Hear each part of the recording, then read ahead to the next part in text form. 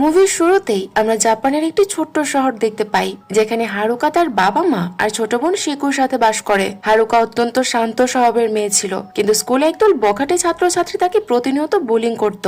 একদিন হারুকা তার স্কুলের লকার খুলে দেখে যে তার নিজের জুতো জোড়া সেখানে নেই। তখনই তার সহপাঠী আই বাবা তাকে জিজ্ঞেস করে যে সে এখনো বাড়ি যায়নি কেন। হারুকা তাকে মিথ্যে করে বলে যে সে কারোর জন্য অপেক্ষা করছে। শেষমেশ আর কোনো উপায় না পেয়ে সে স্কুলের ইনডোর জুতো পরে সে বাড়ির উদ্দেশ্যে রওনা দেয়। পথে তার সামনে সে বখাটে মেয়েরা হাজির হয় আর হারুকার জুতোগুলো একটি গর্তে ফেলে দেয়। হারুকা সেগুলো তুলতে গেলে সে নিচে পড়ে যায়। এরপর সে তিন মেয়ে হারুকার ব্যাগ থেকে বই খাতা বের করে তার গায়ে ছুঁড়ে মারতে থাকে আর বইগুলো ছিঁড়ে ফেলে। তাদের মধ্যে তাজিবানা নামের একটি মেয়ে হারুকাকে দোষারোপ করে বলে যে তুই আই বাবাকে আমাদের বন্ধু তাইকোর থেকে দূরে সরিয়ে দিয়েছিস, তাই আমরা এর জন্য তোর থেকে প্রতিশোধ নেওয়ার জন্যই এই শাস্তিগুলো দিচ্ছি। সে সময় সেখানে কুগা নামের এক ছেলে তার বন্ধুদের নিয়ে আসে আর তাইকোকে সাথে করে নিয়ে যায়। যাওয়ার সময় তাইকো তাকে বলে যায় যে আই বাবার সাথে এই ঝগড়ার কোনো সম্পর্ক নেই। এই খারাপ অবস্থায় হারুকা যখন তার বাড়ি পৌঁছায় তখন তার ছোট বোন তাকে এই অবস্থায় দেখে কান্নায় ভেঙে পড়ে। হারুকার বাবা মাও তাদের মেয়েকে ঝাপটে ধরে সান্ত্বনা দেওয়ার চেষ্টা করে। হারুকার বাবা এই অন্যায়ের বিচার চাইতে পরদিন স্কুলে যায় আর ক্লাস টিচার মিনামির সাথে কথা বলে,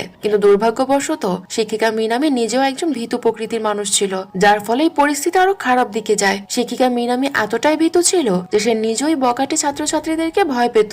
তাই সে হারুকার বাবাকে দায়সারা ভাবে বলে যে স্কুলটি এমনিতেই এই বছর বন্ধ হয়ে যাবে, তাই কেন এর শেষ দিনগুলো আমরা শান্তিতে থাকতে দিচ্ছি না। আসলে হারুকা যে গ্রাম্য অঞ্চলে থাকতো সেখানে এই বছর মাত্র 10 জন ছাত্র মিডল স্কুল থেকে গ্রাজুয়েট হতে যাচ্ছিল। হারুকা যেহেতু টোকিও থেকে সেখানে এসেছিল আর বাকিরা সবাই ছোটবেলা থেকেই ওই এলাকাতে বড় হয়েছে, তাই তারা হারুকাকে বাহিরের লোক মনে করত আর এর জন্য তাকে একদমই সহ্য করতে পারতো না। পরদিন হারুকা ক্লাসে ফিরে দেখে যে তাইকোর 3 বন্ধু মিলে হারুকার ডেস্কটি নোংরা করে তাতে লিখে রেখেছে তুই কোথাও গিয়ে মরে যা। অন্যদিকে হারুকার বাবা যখন অভিযোগ করে স্কুল থেকে ফিরছিল তখন কোগা আর তার দলবল ওত পেতেছিল। কোগা তার জুতোর তলায় কিছু ধারালো জিনিস লাগিয়ে রেখেছিল আর হারুকার বাবাকে সজোরে লাথি মেরে সিঁড়ি থেকে ফেলে দেয়। হারুকার বাবা মারাত্মক আঘাত পায় আর কোগা পৈশাচিক আনন্দ নিয়ে তার বন্ধুদের সাথে সেখান থেকে চলে যায়। অত্যাচার এখানেই থেমে থাকে না। ক্লাসের সময় ছেলেরা হারুকার ডেস্কের ভেতরে একটি মরা কাক রেখে দেয় আর শিক্ষিকা মিনামিকে সেটা দেখায়, কিন্তু মিনামি সব দেখেও না দেখার ভান করে। সে কোনো প্রতিবাদ না করে রোবটের মতো ব্ল্যাকবোর্ড ভর্তি করে যাচ্ছিল।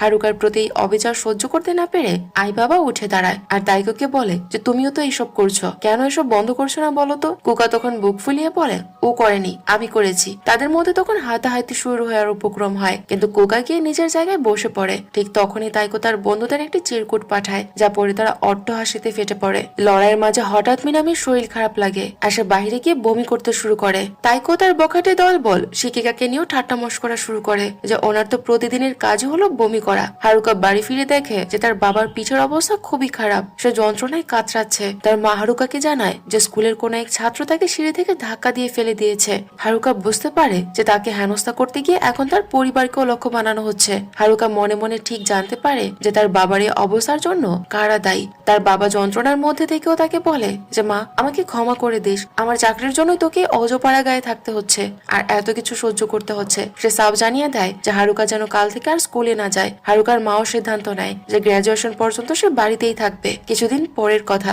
হারুকার বোন শোকো তার দাদুকে ফোনে জানাচ্ছিল যে হারুকার খুব জ্বর, তাই সে অনেকদিন স্কুলে যায়নি। আসলে হারুকা এখন একদম সুস্থ ছিল, কিন্তু তার মা সাবধানতার খাতিরে তাকে স্কুলেই যেতে দিচ্ছে না। হারুকা তার ছোট বোন শোকোকে হাসি খুশি দেখে কিছুটা শান্তি পায়। এদিকে স্কুলে তাইকোর বান্ধবীরা হারুকার ডেস্কটা আরো নোংরা করে দিচ্ছিল। হারুকা অনেকদিন স্কুলে না আসায় তারা এখন বেশ বোর ফিল করছিল, কারণ অত্যাচার করার মতো কাউকেই তারা খুঁজে পাচ্ছিল না। তাই তারা তাদের দলের মেয়ে রুমিকে টার্গেট করে। তারা রুমিকে হুমকি দেয় যে তোকে হারুকার বাড়ি গিয়ে ওকে বুঝিয়ে সুঝিয়ে স্কুলে ফিরে আনতে হবে। যদি তা না পারিস তবে মনে রাখিস যে হারুকা আসার আগেই তুই ছিলি আমাদের টার্গেট, আমরা আবারও তোর উপর চড়াও হব। তাচিবানা ভয় দেখানোর জন্য রুমির গায়ে পিন ফুটিয়ে দেয়, যা দেখে রুমি ভয় কাঁপতে কাঁপতে হারুকার বাড়ির দিকে দৌড়ায়। হারুকার বাড়ি পৌঁছে রুমি তার শরীর স্বাস্থ্যের খবর নেয়। সেখানে একটা গান বাজছিল। রুমি বাহানা বানিয়ে হারুকার কাছে ওই গানের সিডিটা চায়। হারুকা যখন সিডি আনতে যায় তখন রুমি চুপি চুপি হারুকার একটা ছবি তোলার চেষ্টা করে, যাতে সে তার গ্যাংকে প্রমাণ দেখাতে পারে যে সে সত্যি হারুকার সাথে দেখা করেছে। কিন্তু হারুকা ঠিক সময়ে তাকে ধরে ফেলে। রুমি তখন কান্নাকাটি করে বলে প্লিজ হারুকা তুমি স্কুলে চলো, নয়তো ওই মেয়েরা আমাকেই মেরে ফেলবে। কিন্তু হারুকা তখন তাকে সাফ জানিয়ে দেয় যে সে আর কোনোদিনও স্কুলে পা রাখবে না। পরদিন রুমি স্কুলে গিয়ে সিডিটা দেখে ওদের বিশ্বাস করানোর চেষ্টা করে যে সে হারুকার কাছে গিয়েছিল, কিন্তু ওই 3 জন কেউই রুমির কথা বিশ্বাস করে না। উল্টো তারা রুমিকে একটা আলমারির ভেতরে আটকে রাখে আর সিদ্ধান্ত নেয় যে এখন থেকে রুমি হবে তাদের নতুন শিকার। অন্যদিকে তাইকো সবসময় বখাটেদের দলেই থাকতো, কিন্তু সে নিজে সরাসরি কিছু না করে চুপচাপ সব শুধু দেখে যেত।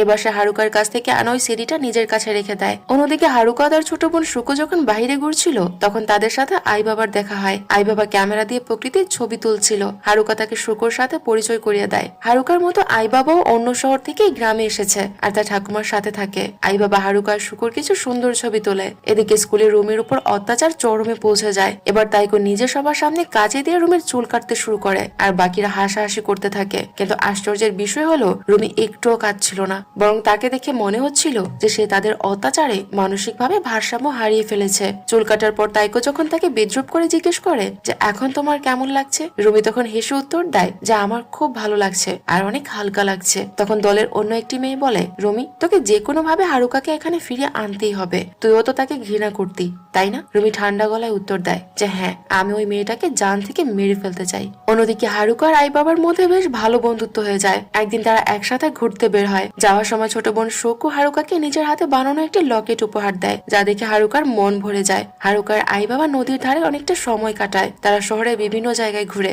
আই বাবা হারুকার অনেক ছবিও তোলে। হারুকা দীর্ঘ সময় পর একটু খুশির মুখ দেখে। রাত হওয়ার পর তারা যখন ফিরছিল তখন হঠাৎ তাইকোর দুই বান্ধবীর সাথে তাদের দেখা হয়ে যায়। মেয়ে দুটোকে খুব আতঙ্কিত আর ঘাবড়ানো দেখাচ্ছিল। হারুকাকে দেখা মাত্রই তারা মুখ লুকিয়ে সেখান থেকে দৌড়ে পালায়। হারুকা কিছুটা অবাক হয়ে নিজের বাড়ির দিকে তাকাতেই তার রক্ত হিম হয়ে যায়। সে দেখে যে তার বাড়ি দাউ দাউ করে জ্বলছে। হারুকা চিৎকার করে বাড়ির দিকে দৌড় দেয়। সে দেখে যে তার সাজানো গোছানো ঘরটা আগুনে ছাই হয়ে যাচ্ছে আর তার বাবা মা ও আদরের ছোট বোন শুকু সবাই আগুনের ভেতরে আটকা পড়ে আছে। হারুকা নিজের প্রাণের মায়া ছেড়ে তাদের বাঁচাতে আগুনের লেলিহান শিখার দিকে ঝাঁপিয়ে পড়ার চেষ্টা করে। আগুনের লেলিহান শিখা এতটাই প্রচন্ড ছিল যে আশেপাশের মানুষ হারুকাকে আটকানোর চেষ্টা করে, কারণ ওই অবস্থায় কারো বেঁচে থাকা প্রায় অসম্ভব ছিল। কিছুক্ষণের মধ্যেই ফায়ার ফাইটার আর অ্যাম্বুলেন্স সেখানে পৌঁছে যায়। আই বাবা নিজের প্রাণের ঝুঁকি নিয়ে বাড়ির ভেতরে ঢুকে পড়ে কাউকে বাঁচানোর আশায়। কিছুক্ষণ পর সে শুকুকে বাজা কোলে করে বাহিরে নিয়ে আসে। শুকুর সারা শরীর আগুনে ঝলসে গিয়েছিল, কিন্তু তখনও তার নিঃশ্বাস পড়ছিল। তাকে দ্রুত হাসপাতালে নিয়ে যাওয়া হয়। হারুকা নিজের চোখের সামনে সব হারিয়ে শুধু চিৎকার করে কাঁদছিল, কারণ তার আর কিছুই করার ছিল না। এই যন্ত্রণা সহ্য করার ক্ষমতা কারোই নেই। কিছুক্ষণ পরেই জানা যায় যে হারুকার বাবা মা আগুনে পুড়ে মারা গেছে। হারুকার দাদু খবর পেয়ে ছুটে আসে তাকে সাহস দেওয়ার জন্য।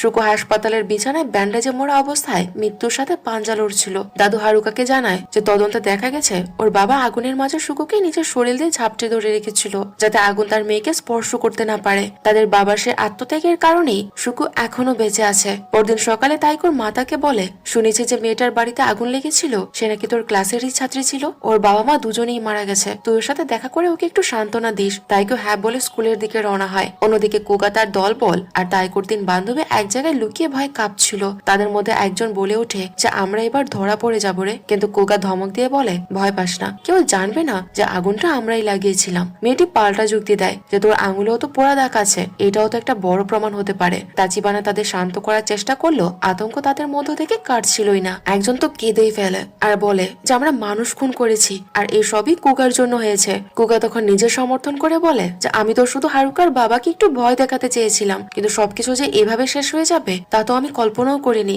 আশ্চর্যের বিষয় হলো রুমিও সেখানে ছিল, কিন্তু তার চোখে মুখে ভয় লেশমাত্র ছিল না। কুগার বন্ধুরা জিজ্ঞেস করে যে তাইকো এই গোপন কথা কাউকে বলে দেবে না তো? কুগা জোর দিয়ে বলে যে তাইকো কখনোই মুখ খুলবে না। এর মানে হলো তাইকো সবকিছু আগে থেকেই জানতো আর সে ওই জঘন্য অপরাধের সাথে কোনো না কোনো ভাবে জড়িত ছিল। এদিকে ক্লাসে তাইকো যখন চুপচাপ বসেছিল তখন সে সাইকো রুমি তার পাশে এসে ফিসফিস করে বলতে থাকে, তাইকো খুব খারাপ হয়ে গেল যে ওই দিন তুই তাড়াতাড়ি বাড়ি চলে গিয়েছিলে। আমরা যা করেছি না তা ছিল দারুণ মজার। ইস, আমি যদি তোমাকে সেটি দেখাতে পারতাম না তাহলে তুমিও বুঝতে পারতে যে সেটা কত আনন্দের ছিল। একথা বলে রুমি পৈশাচিক ভাবে হাসতে শুরু করে। তাইকো তার কথায় বিরক্ত হয়ে রুমির হাতে একটি কলম ফুটিয়ে দেয় আর চিৎকার করে রুমিকে বলে যে আমার ডেস্কে হাত দেওয়ার সাহস যেন আর তোর কোনোদিনও না হয়। এরপর শিক্ষিকা মিনামি রুমির সাথে কথা বলে। সে বলে যে রুমি, তুমি ওই বখাটেদের থেকে দূরে থাকো। আমি তো জানতাম যে তুমি ওদের অপছন্দ করো, কিন্তু ইদানিং তুমি ওদের সাথে বেশি মেলামেশা করছো। আমি চাই গ্রাজুয়েশন পর্যন্ত তুমি সুস্থ আর স্বাভাবিক থাকো, তাই ওদের সঙ্গ ছেড়ে দাও, নয়তো ওদের মতো তুমিও হয়ে যাবে। স্কুল থেকে ফেরার সময় কোকা তাইকোর কাছে এসে বলে, তাইকো আজকে আমার বাড়িতে কেউ নেই, তুমি কি এসে আমার চুলে রং করে দেবে? তাইকো তাকে পাত্তা নিয়ে দিয়ে চলে যায়। বাড়ি ফেরার পর তাইকোর বাবা তাকে কড়া গলায় বলে যে এখান থেকে গ্রাজুয়েশন শেষ করার পর আমি তোকে টোকিওতে পড়তে যেতে দেব না। তাইকো তখন প্রতিবাদ করে বলে সেখানে বিউটিশিয়ান স্কুল আছে, আমি ওই ইন্ডাস্ট্রিতে কেরিয়ার করতে চাই, কিন্তু তার বাবা সাফ জানিয়ে দেয় যে তোর ভবিষ্যৎ কি হবে সেটা আমি ঠিক করব। তাদের এই ঝগড়ার মাঝে তাইকোর মা এসে পরিস্থিতি শান্ত করার চেষ্টা করলেও তাইকোর বাবার রাগ কমেনি। এই ঘটনায় তাইকো খুব ভেঙে পড়ে। অন্যদিকে কুগার দুই বন্ধু তাদের বন্দুক আর ক্রসবো দিয়ে কাক মেরে সময় কাটাচ্ছিল। তারা এসব করছে কারণ এই গ্রামটি এতটাই ছোট যেখানে বিনোদনের জন্য কোনো গেম সেন্টার বা অন্য কিছুই নেই। এমনকি স্কুলে তারা যে বোলিং বা অত্যাচার করত সেটিও ছিল তাদের কাছে স্রেফ একটা বিনোদন, আর সেখান থেকে তারা তাদের মজা নিত আর অবসর সময়টা ভালোভাবে কাটাতে চাইতো। কিন্তু তাদের এই বিনোদন থেকে যে কত মেয়ের জীবন নষ্ট হয়ে যাচ্ছে সেটা তারা কখনো ভেবেও দেখার চেষ্টা করেনি। একই সময় তাইকোর দুই বান্ধবী আতঙ্কে দিন কাটাচ্ছিল যে তারা কোনো না কোনো দিন অবশ্যই ধরা পড়ে যাবে হয়তো। আর তাইকোর তৃতীয় বান্ধবী তাচিবানা নিজের মধ্য বাবার অমানসিক নির্যাতন সহ্য করছিল। প্রতিটি অপরাধীর জীবন এখন কোনো না কোনো ভাবে নরক যন্ত্রণার মধ্য দিয়ে যাচ্ছিল। অন্যদিকে স্কুলের সাইকোরমি এক মনে তাইকোর স্কেচ আঁকছিল। সে আসলে মনে মনে তাইকোকে পছন্দ করত আর তার সাথে গভীর বন্ধুত্ব করতে চাইতো। এর মধ্যে বাইরে তুষারপাত শুরু হয় আর পরের দিন পুরো শহর সাদা বরফে ঢেকে যায়। স্কুলের সবার সাথে অবাক হয়ে যায় যখন দেখে যে হারুকা আবার স্কুলে ফিরে এসেছে। আই বাবা তার কাছে গিয়ে বলে, তোমার নিজেকে জোর করে স্কুলে আসার কোনো প্রয়োজন নেই। হারুকা তখনও প্রচন্ড মানসিক ধাক্কায় ছিল, তার গলা দিয়ে ঠিকমতো কথাই বেরোচ্ছিল না। হারুকা সরাসরি তাইকো সেই দুই বান্ধবীর কাছে যায় কারণ সে মনে মনে জানতো যে এদেরই হাত আছে এই কাজে, কিন্তু কথা বলতে না পারায় সে কিছুই করতে পারে না। মেয়ে দুটো ভয়ে সেখান থেকে পালিয়ে যায়। ঠিক তখনই তাচিবানা সেখানে আসে। হারুকার বাবা মাকে মারার পরও তার তৃপ্তি হয়নি। সে হারুকাকে হিচড়ে সেই আগের গর্তটার কাছে নিয়ে যায়। আবার সে হারুকাকে উত্ত্যক্ত করতে শুরু করে আর পিন ফুটিয়ে তাকে গর্তের ভেতর ফেলে দেয়। এরপর তাচিবানা নিচে নিচে নেমে তার অন্য দুই বান্ধবীকে গর্ত ঢাকে। সে একটা ছুরি বের করে হারুকাকে বলে, আমি সবসময় মরার কথা ভাবতাম, কিন্তু যখন তোর মাকে আগুনের লেলিহান শিখায় পুড়ে মরতে দেখলাম তখন বুঝলাম যে মৃত্যু আসলে কতটা যন্ত্রণাদায়ক। এ কথা শুনে হারুকা নিশ্চিত হয়ে যায় যে এই মেয়েগুলোই তার বাড়িতে আগুন লাগিয়েছিল। তাচিবানা তাকে খপ করে ধরে বলে, এখন তোকেও মরতে হবে। ঠিক সেই মুহূর্তেই হারুকার ভেতর যেন এক ভয়ঙ্কর রূপ জেগে ওঠে। সে মাটিতে পড়ে থাকা একটা ধারালো প্যারেক কুড়িয়ে নিয়ে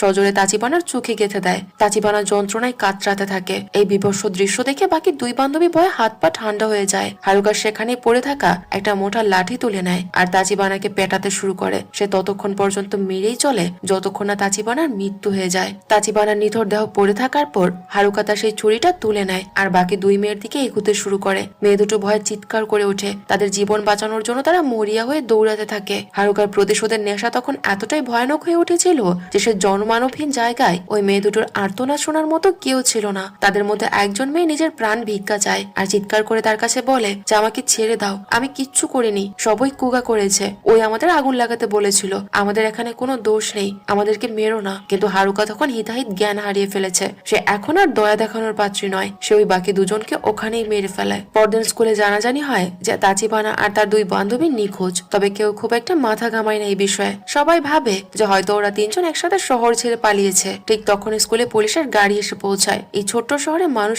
আগে কখনো পুলিশ দেখেনি, কারণ তাদের কখনো পুলিশের প্রয়োজনই হয়নি। তাই হঠাৎ পুলিশ দেখে তারা সবাই অবাক হয়ে তাকিয়ে থাকে। কুগার তার বন্ধুরা প্রচন্ড ভয় পেয়ে যায় আর আই বাবা তাদের এই আতঙ্কিত মুখগুলো লক্ষ্য করে ফেলে। ভয়ে কুগা স্কুল থেকে পালিয়ে যাচ্ছিল, কিন্তু মাঝপথে তার সামনে এসে দাঁড়ায় হারুকা। কুগা তাকে ধাক্কা দিয়ে সরিয়ে দিতে চায়, কিন্তু সে টেরই পায়নি যে হারুকা ততক্ষণে তার পেটে ছুরি চালিয়ে দিয়েছে। হারুকা আবারও তাকে কোপাতে শুরু করে। রক্তাক্ত কুগা কোনো মতে হামাগুড়ি দিয়ে বাঁচার চেষ্টা করেছিল, কিন্তু হারুকা জমদূতের মতো তার পিছু ছাড়ে না। শেষ পর্যন্ত তারা খেয়ে কুগা একটা উঁচু জায়গা থেকে নিচে পড়ে গিয়ে মারা যায়। পরের দিন আই বাবা হারুকার সাথে দেখা করতে তার বাড়ি যায়। হারুকা তখন এতটাই মানসিক ভাবে বিপর্যস্ত ছিল যে সে বিছানা ছেড়ে ওঠার শক্তিও পাচ্ছিল না। হারুকার দাদু আই বাবাকে বলে যে গ্রাজুয়েশন শেষ হলেই সে হারুকার সুকুকে নিয়ে টোকিও চলে যাবে। সে আই বাবাকে অনুরোধ করে বলে যে যে কটা দিন ওরা এখানে আছে সে যেন হারুকার খেয়াল রাখে। আই বাবা তার কথায় রাজি হয় আর হারুকা শুয়ে শুয়ে তাদের সব কথা শুনছিল। অন্যদিকে সাইকো রুমির কাছে কুগার বন্ধুদের ফোন আসে। তারা রুমিকে বলে যে তাচিবানারা নিখোঁজ, এখন কুগাও গায়েব হয়ে গেছে। আমরা নিশ্চিত ভাবে বিশ্বাস করি যে এই সবকিছুই হারুকার কাজ। ও সবাইকে একে একে মেরে ফেলছে।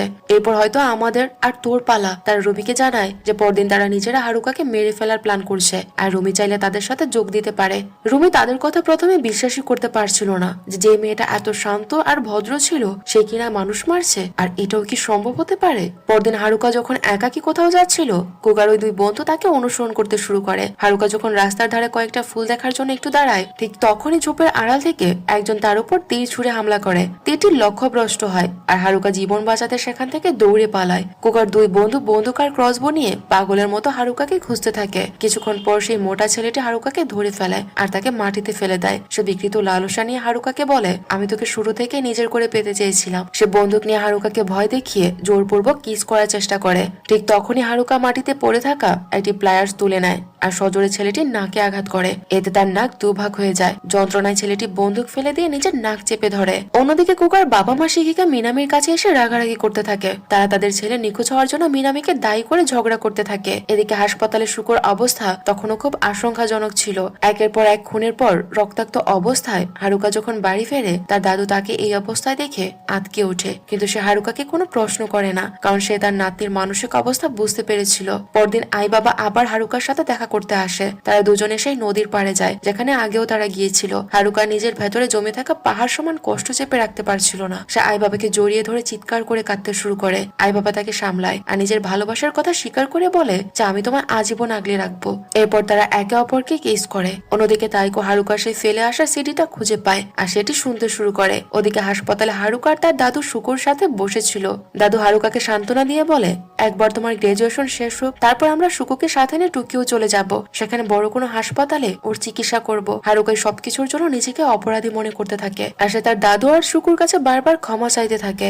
একই সময় আই বাবাও তার ঠাকুমাকে জানায় যে সে উচ্চশিক্ষার জন্য টোকিও যাবে, কারণ সেখানে এমন একজন আছে যাকে রক্ষা করা আই বাবার জীবনের একমাত্র লক্ষ্য। এদিকে সাইকো রুমি মাঝরাতে সেই গর্তটার কাছে ফিরে যায় যেখানে বরফের নিচে ঢাকা পড়া সেই 3টি মৃতদেহ সে খুঁজে পায়। এই বিবর্ষ দৃশ্য দেখে সে প্রচন্ড আতঙ্কিত হয়ে পড়ে। সে তড়িঘড়ি করে তাইকোকে ফোন করে, কিন্তু তাইকো বরাবরের মতো তার ফোন ইগনোর করে। এরপর থেকে রুমি আর ঘর থেকে বেরোচ্ছিল না। ঠিক তখন একটি ফ্ল্যাশব্যাকে আমরা আসল সত্যিটা জানতে পারি। যেদিন বখাটি মেয়েরা রুমির উপর অত্যাচার করছিল সেদিন রুমি প্রথম বলেছিল যে আমি ওই হারুকাকে জান থেকে মেরে ফেলতে চাই। এই কথা শুনে কোকা আর বাকি মেয়েরা তাকে বিদ্রুপ করে বলে, পাগলের মতো কথা বলিস না, তুই কিচ্ছু করতে পারবি না। তখন রুমি তাদের বুদ্ধি দিয়েছিল যে সে হারুকার পুরো বাড়িতে কেরোসিন ঢেলে বাড়ির সাথে সাথে বাড়ির ভেতরে থাকা সবাইকে মেরে ফেলবে। তাইকো এসব কথা শুনছিল, কিন্তু সে কাউকে আটকায়নি। বর্তমানে ফিরে এসে দেখা যায় রুমি আবারও তাইকোকে ফোন করে। সে কাঁদতে কাঁদতে বলে যে তাইকো, আমি মনে হয় এবার মরে যাব।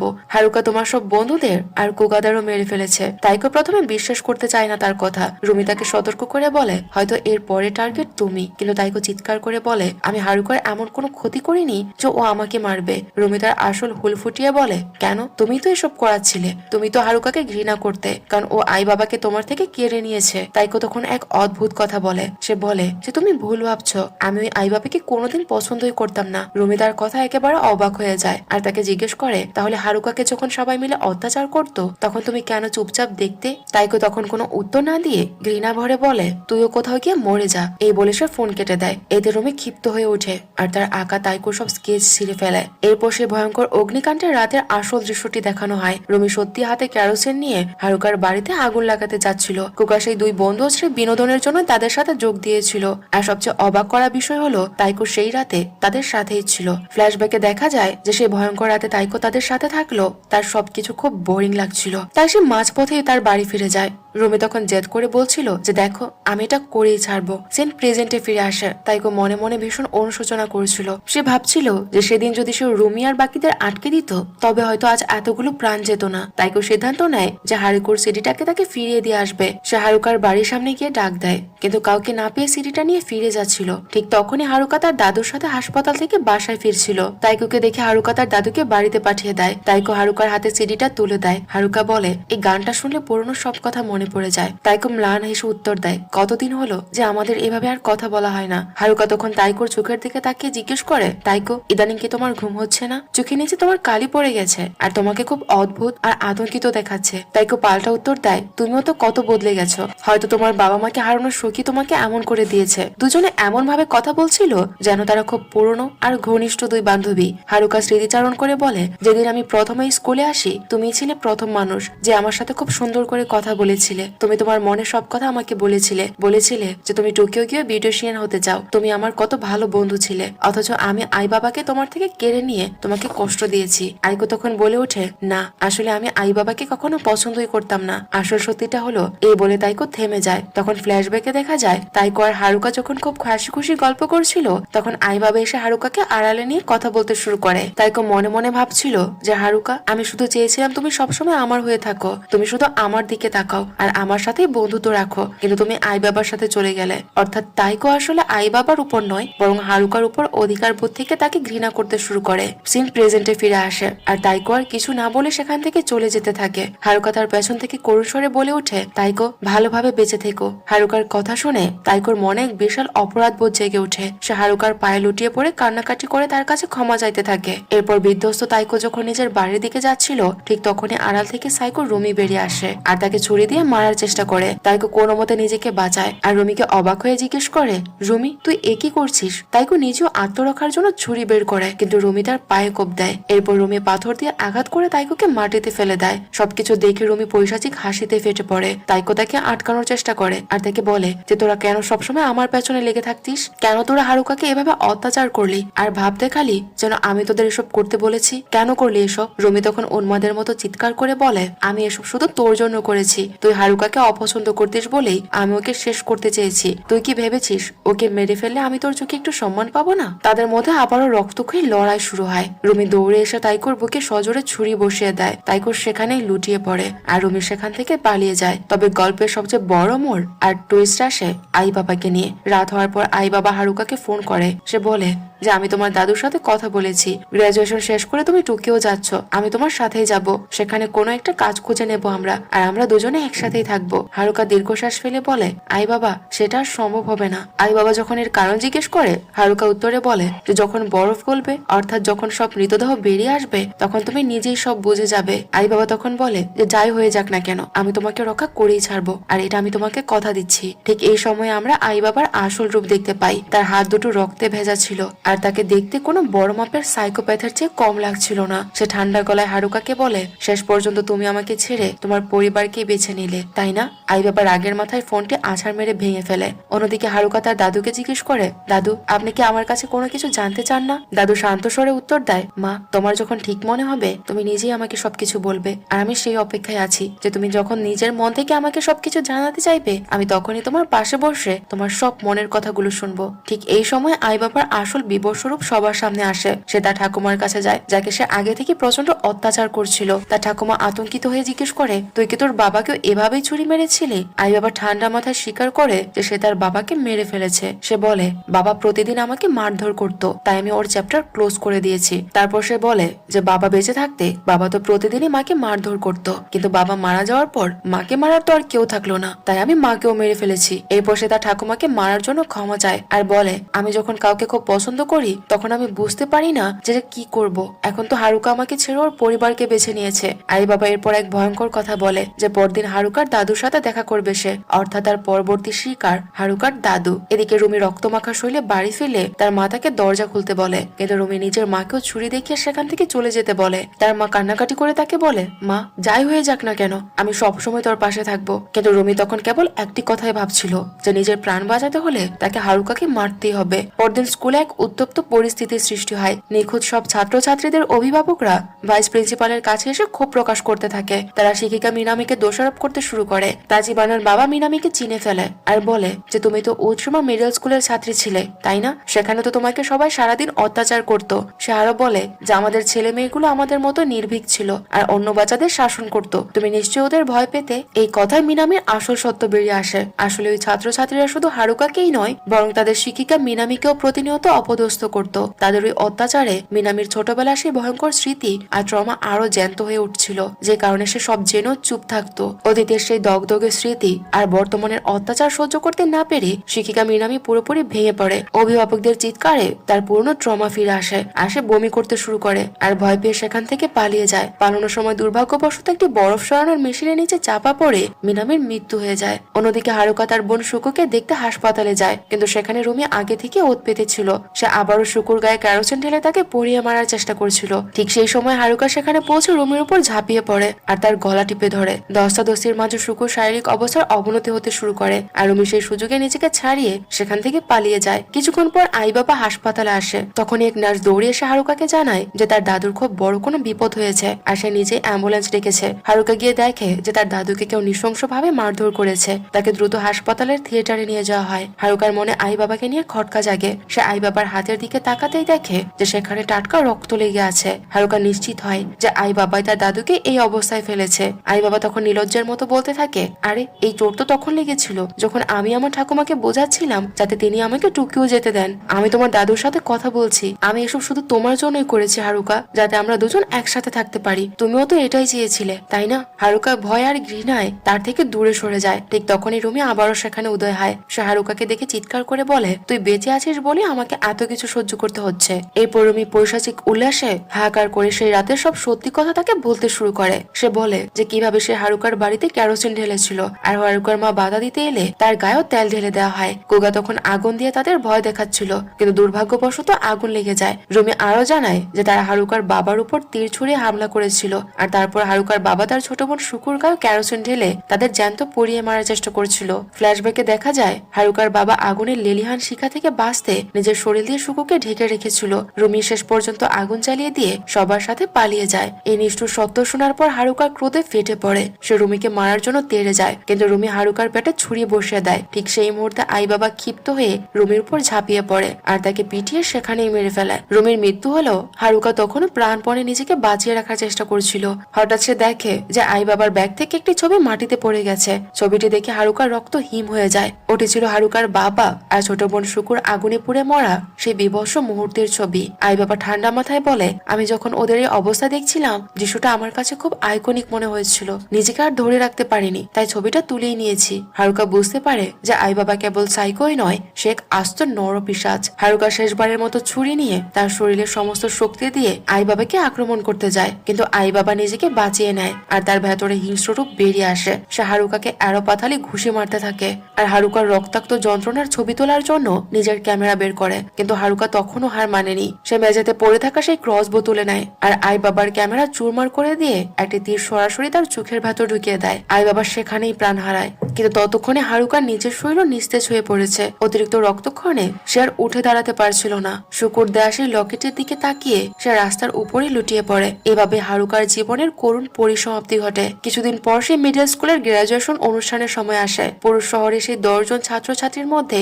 কেউ সেখানে উপস্থিত ছিল না, কেবল একজন ছাড়া, আর সে হলো তাইকো। রুমি তাকে ছুরি মারলো। তাইকো অলৌকিক ভাবে বেঁচে গিয়েছিল। সে তার পুরনো শূন্য ক্লাসরুমে ফিরে যায় আর হারুকার সাথে কাটানো সেই সুন্দর মুহূর্তগুলো মনে করে চোখের জল ফেলে। এইভাবে এক প্রতিহিংসা আর বিয়োগান্তর ঘটনার মধ্য দিয়ে এই গল্পটি শেষ হয়ে যায়। তো গল্পটি আপনাদের কাছে কেমন লেগেছে তা কমেন্টে জানাতে ভুলবেন না। আর যদি ভালো লেগে থাকে তাহলে প্লিজ আমাদের চ্যানেলটি সাবস্ক্রাইব করে দেবেন। দেখা হচ্ছে পরবর্তী কোনো ভিডিওতে। ততক্ষণ পর্যন্ত সবাই ভালো থাকুন আর সুস্থ থাকুন।